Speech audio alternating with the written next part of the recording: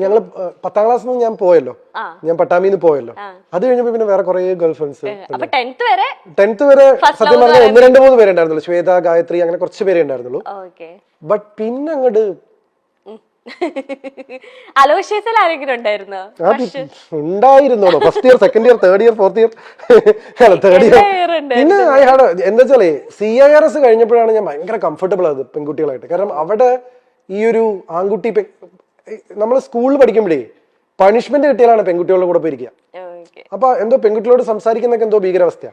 പക്ഷെ വീട്ടിലത് പ്രശ്നമില്ല, കാരണം ഫാമിലി ഫ്രണ്ട്സാ ശ്വേതയായിട്ട്. അപ്പൊ ഇവളോട് സംസാരിക്കുമ്പോൾ കളിയാക്കാരുമില്ല.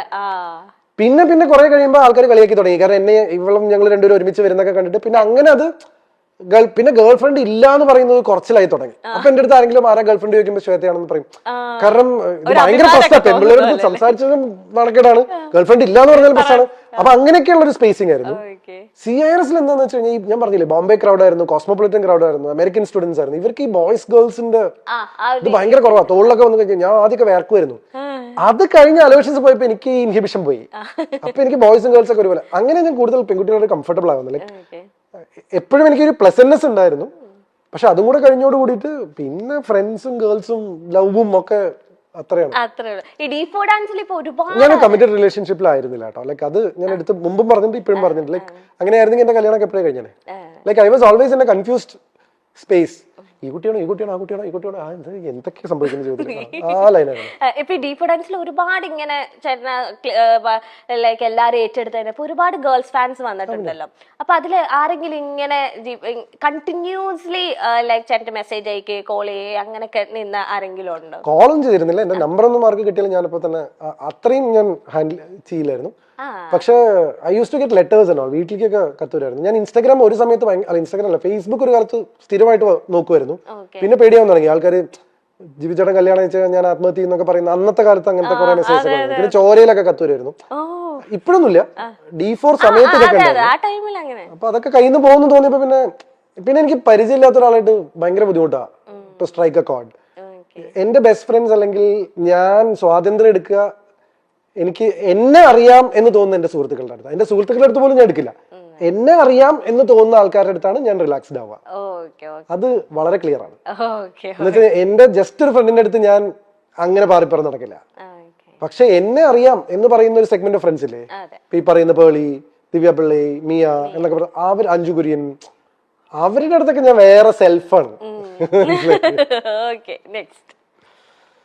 Where is GP's happiness? In whatever GP does. That is what my happiness is. Like ഞാൻ എൻ്റെ ഹാപ്പിനെസ് കണ്ടെത്തുന്നത് അല്ലെങ്കിൽ സ്പേസിങ്, ഞാൻ ചെയ്യുന്ന കാര്യങ്ങളിലുള്ള എൻ്റെ ഇൻവോൾവ്മെന്റ് ആണ് എൻ്റെ ഹാപ്പിനെസ്. ഇപ്പൊ എൻ്റെ ഹാപ്പിനെസ് കെന്ന ഷോ ആണ്. So that's how define my self. ഇപ്പൊ ഇതാണ് എന്റെ ഹാപ്പിനെസ്. അങ്ങനെ എനിക്ക് ഹാപ്പി ആവാൻ പറ്റുള്ളൂ. ഫോർ എക്സാമ്പിൾ എന്റെ ഒരു എലമെന്റ് ഓഫ് ഇത് ശരിക്കും ബ്രേക്ക് ചെയ്യാൻ പാടില്ല. ഐ ഡോണ്ട് നോ, ഞാൻ കെന്നയ്ക്ക് മനസ്സിലാൻ വേണ്ടി മാത്രം പറയാം. എന്തുകൊണ്ടാണ് ഞാൻ എന്റെ ഇൻവോൾവ്മെന്റിലെ ഹാപ്പിനെസ് എന്ന് പറഞ്ഞതെന്ന് വെച്ച് കഴിഞ്ഞാൽ, ഇവിടെ ഞാൻ 100% ഞാൻ ഇവിടെയാണ്. അപ്പൊ കെന്ന ഷോ എന്ന് പറയുമ്പോൾ കെന്നയുടെ മുഖത്ത് ഒരു റെസ്പോൺസ് വരണമായിരുന്നു. പക്ഷെ കെന്നയുടെ ചെവിയിൽ ഒരു ഇൻസ്ട്രക്ഷൻ വന്നുകൊണ്ടിരിക്കുകയായിരുന്നു ഞാനിത് പറഞ്ഞപ്പോ. മനസ്സിലായോ? ഇത് എന്റെ ഇന്റലിജൻസ് കൂടിയാണ്. ഇതിപ്പോ എങ്ങനെ ജിപിച്ചേട്ടൻ മനസ്സിലാക്കിയെന്ന് കെന്ന ആലോചിക്കും. ഇത് പറഞ്ഞപ്പോ കെന്നയുടെ മുഖത്തൊരു തെളിച്ചം വന്നു. ഇതാണ് ഒരു അവതാരകനായിട്ടുള്ള ജിപിയുടെ ഹാപ്പിനെസ്. മനസ്സിലായില്ലേ? എന്ന് വെച്ച് കഴിഞ്ഞാൽ അത്ര അറ്റൻറ്റീവ് ആണ് ഞാൻ ഇവിടെ ഷോയില്. എന്ന് വെച്ചാൽ കെന്ന ഷോ എന്ന് പറഞ്ഞു കഴിഞ്ഞപ്പോ എനിക്കറിയാം എന്റെ ഓഡിയൻസിൽ നിന്ന് ഒരു റെസ്പോൺസ് വരുന്നു. അത് വരുന്നില്ല, എന്തുകൊണ്ട് വന്നില്ല? അപ്പൊ കെന്നയ്ക്ക് എന്തോ ഒരു ഇൻസ്ട്രക്ഷൻ കിട്ടിയിട്ട് പുറത്തുനിന്ന്. ആ ക്വസ്റ്റ്യൻ ആണ് അടുത്ത് കെന്ന എന്റെ അടുത്ത് ചോദിക്കാൻ പോകുന്നത്. Is this long 37 years? ചോദിച്ചോളൂ. ഇനി ഞാനൊന്ന് ചോദിക്കണ്ടല്ലോ. സ്റ്റേറ്റ് അവാർഡ് അവതരണത്തിൽ കിട്ടാൻ പറഞ്ഞ എളുപ്പമുള്ള കാര്യമല്ല. ഞാനൊരു ദിവസം ഇങ്ങനെ കേട്ട് പകച്ചു പോയി എന്നൊക്കെ പറഞ്ഞു. അല്ല, this is A tip for you as A anchor. മനസ്സിലായില്ലേ? ഇതൊരു ഇത് this is my happiness. This is GP's happiness. അതാ ഞാൻ നിങ്ങളെ ടെക്നിക്കാലിറ്റി ഞാൻ ബ്രേക്ക് ചെയ്യണോന്ന് വരെ ഞാൻ ഇപ്പൊ ചിന്തിച്ചു. കാരണം നിങ്ങളുടെ ചെവിയിൽ ഒരു ഇന്നിയർ ഇരിക്കുന്നുണ്ടെന്ന് പ്രേക്ഷകർക്ക് അറിയില്ല. പക്ഷെ this is A content for you. ഇത് കെന്ന ഷോയുടെ ഒരു കണ്ടന്റ് ആണ്. വേറെ ഒരാൾ ഇവിടെ വന്നിരുന്നത് നിങ്ങൾക്ക് ഇങ്ങനെ ഒരു സാധനം പറയില്ല. കാരണം ഞാൻ അത്ര അറ്റൻറ്റീവ് ആണ്. ഞാൻ ഇത്രയും സംസാരിക്കുമെങ്കിലും എന്റെ ചുറ്റും നടക്കുന്നതിനെ കുറിച്ച് ഞാൻ എസ്പെഷ്യലി ഒരു ഷോ നമുക്കറിയാം ഇത് എന്റെ ഏരിയ ആണ്. അതെ അതെ സത്യം.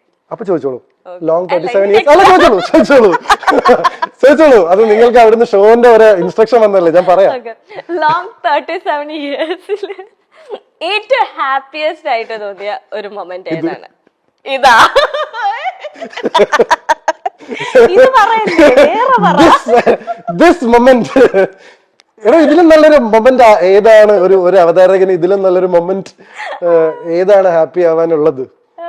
പിന്നെ വേറെ കാരണം അല്ല അതാണ് കാരണം this is my job and I am good at it.